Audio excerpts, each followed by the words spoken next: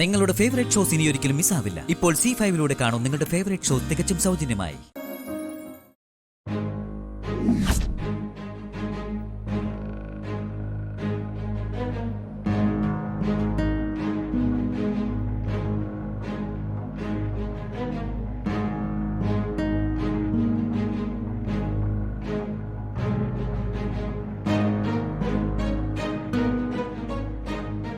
നിനക്കും തന്നെ മുഴക്കും ഇവിടെന്താ കാര്യം? ഗംഗാധര പണിക്കർ BP കൂട്ടണ്ട. ഞങ്ങള് വലിഞ്ഞു കയറി വന്നതല്ല, ക്ഷണിച്ചിട്ട് തന്നെയാ വന്നത്.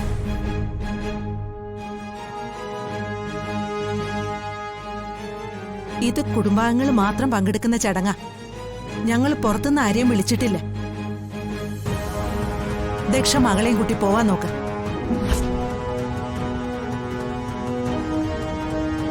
ക്ഷണിച്ചിട്ടില്ലെന്ന് ആരാ പറഞ്ഞത്? സഞ്ജുവിന്റെ ബർത്ത്ഡേക്ക് അവന്റെ ഭാര്യ ലച്ചു ക്ഷണിച്ചിട്ടാ ഞങ്ങൾ വന്നത്.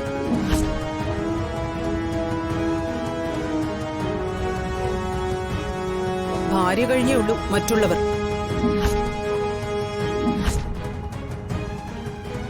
ഭാര്യയെന്ന് പറഞ്ഞ മാത്രം പോരല്ലോ.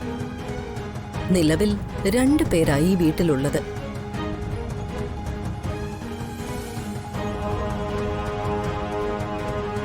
അപ്പൊ നീ കൂടി അറിഞ്ഞുകൊണ്ടാണ് അല്ലേടി ഇവളെ മോളെ ഇങ്ങോട്ട് വരുത്തിയത്? ഇവര് വന്നതിന് അമ്മ എന്റെ തല കയറാനൊന്നും നിക്കണ്ട. 2 കൊച്ചു മരുമക്കളോടും വിളിച്ച് ചോദിക്ക് ആരാ ഇവരെ ക്ഷണിച്ചതെന്ന്.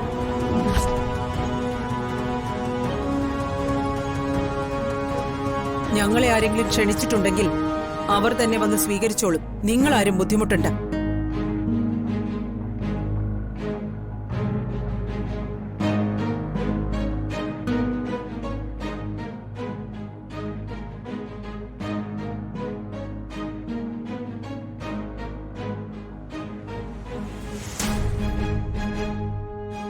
ദക്ഷാമ്മയും സഞ്ജനയും വരില്ലെന്ന് ഞാൻ കരുതിയത്. ലച്ചു ആത്മാർത്ഥമായി ക്ഷണിച്ചാ ഞങ്ങൾക്ക് വരാതിരിക്കാൻ പറ്റുമോ?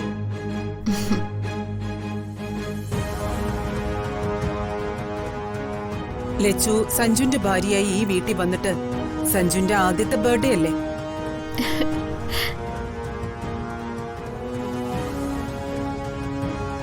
എനിക്ക് ഒരുപാട് സന്തോഷായി. മുത്തശ്ശിയെ കൂടി കൂട്ടിക്കൊണ്ടു വരേണ്ടതായിരുന്നു.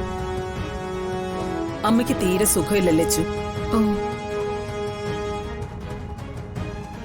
ഇതൊരു ബർത്ത്ഡേ ഗിഫ്റ്റാ.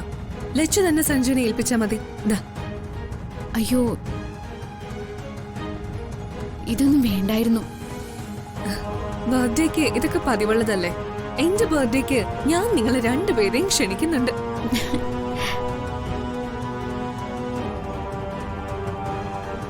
നിങ്ങക്ക് കുടിക്കാൻ എന്തെങ്കിലും എടുത്തിട്ട് വരാം. അതിനൊക്കെ സമയമുണ്ടല്ലോ. നിന്റെ ഭർത്താവ് എവിടെ? സഞ്ജുയുടെ മേളില. നീ വാലച്ചു, സഞ്ജുവിനെ കൂടി എനിക്കൊന്ന് കാണണം.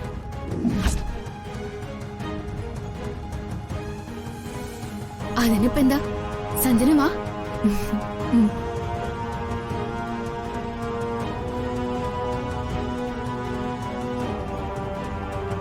എനിക്ക് കവിതയോട് ചില കാര്യങ്ങൾ സംസാരിക്കാനുണ്ട്, കമ്പനിയെ സംബന്ധിച്ച് തന്നെ.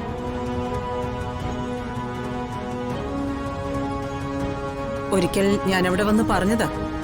ദക്ഷ വരൂ, എന്റെ റൂമിലിരുന്ന് സംസാരിക്കാം. ഡൗൺലോഡ് ചെയ്യൂ C5 ആപ്പ്. കാണൂ എല്ലാ എപ്പിസോഡുകളും സൗജന്യമായി.